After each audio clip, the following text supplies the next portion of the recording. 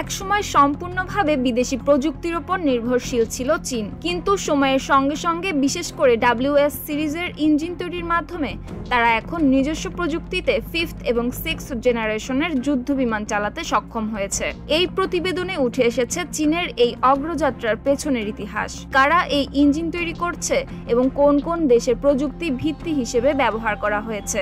চীনের যুদ্ধবিমান ইঞ্জিন তৈরির যাত্রা শুরু হয় 1950-এর দশকে সোভিয়েত ইউনিয়নের সাহায্যে। তাদের প্রথম ইঞ্জিন WP-5 ছিল সোভিয়েতের ক্লিমভ RD-500 এর কপি, যা ব্যবহৃত হতো J-5 ফাইটারে। এরপর আসে WP-6, WP-7, যেগুলোর ভিত্তি ছিল RD-9 এবং RD-93। এই ইঞ্জিনগুলো রিভার্স ইঞ্জিনিয়ারিং এর মাধ্যমে তৈরি করা হতো, অর্থাৎ বিদেশি ইঞ্জিন খুলে দেখে নিজেরা বানানোর চেষ্টা করতেন। কিন্তু এসব ইঞ্জিন খুব একটা ভরসার যোগ্য ছিল না, জ্বালানি খরচ বেশি হতো আর মাঝে মধ্যে নষ্ট হয়ে যেত। পরে শক্তিশালী ইঞ্জিন তৈরির লক্ষ্যে চীন চালু করে WS সিরিজ। এই সিরিজে রয়েছে একাধিক মডেল। WS-10 ABC 13 থেকে 15 টন থ্রাস্ট ব্যবহৃত হয় J-10, CJ-11 ও J-6 ফাইটারে। WS-13 প্রায় 9 টন থ্রাস্ট RD-93 এর ভিত্তিতে তৈরি, ব্যবহৃত হয় JF-17 ব্লক 3 এ। WS-15 প্রায় 15 টন থ্রাস্ট তৈরি হয়েছে J-20 স্টেলথ যুদ্ধ বিমানের জন্য।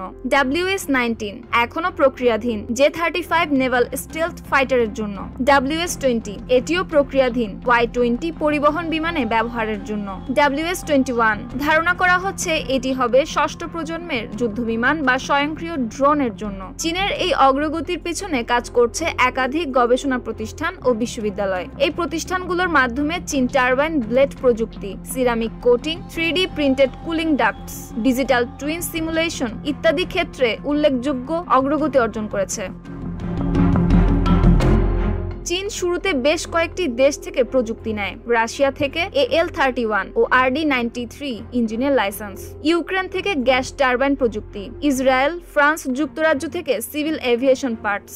অনেকের মতে গোপনে পশ্চিমা প্রযুক্তিও সংগ্রহ করেছে চীন। এছাড়া চীন শতাধিক বিদেশি ইঞ্জিন খুলে বিশ্লেষণ করে নিজস্ব ইঞ্জিন ডিজাইন করেছে, যা রিভার্স ইঞ্জিনিয়ারিং এর এক বিস্ময়কর দৃষ্টান্ত। WS-10 ছিল চীনের প্রথম সফল টার্বোফ্যান ইঞ্জিন।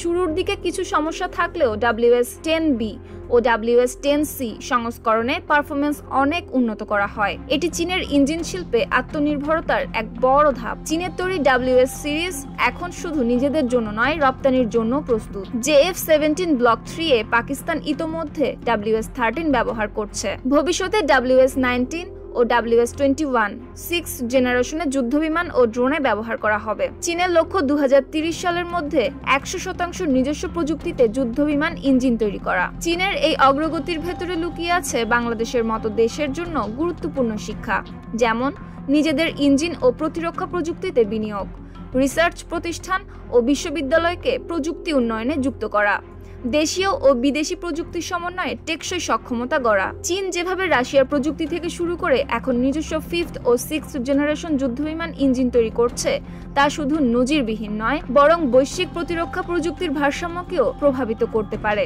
যদি পরিকল্পনা ও বিনিয়োগ সঠিক পথে থাকে, তাহলে শিগগিরই চীন বিশ্বের শীর্ষ ইঞ্জিন নির্মাতা দেশগুলোর তালিকায় জায়গা করে নেবে। একথা বলার অপেক্ষা রাখে না। নিউজ ডেস্ক, সুপ্তি রায়, ভোরের আকাশ।